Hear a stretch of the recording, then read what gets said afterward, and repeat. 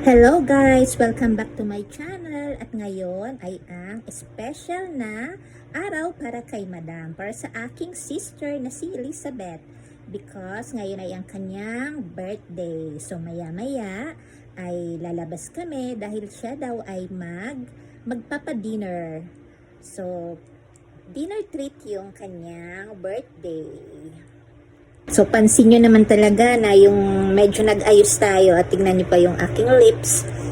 Ayan, hindi pa man kumakain ay para nang kumain ng lechon. So, sana ay pakakainin kami ni Madam sa isang masarap na restaurant. At now, papunta na kami sa birthday treat ni Madam. Siyempre, with the birthday girl, Sister Elizabeth, may Madam. At ayan ang mga kasama natin. Si Ceci. Ayun naman sa likod, Sophie. And Mom. So, Madam, anong masasabi mo naman? Lala. Mataway na kami, guys.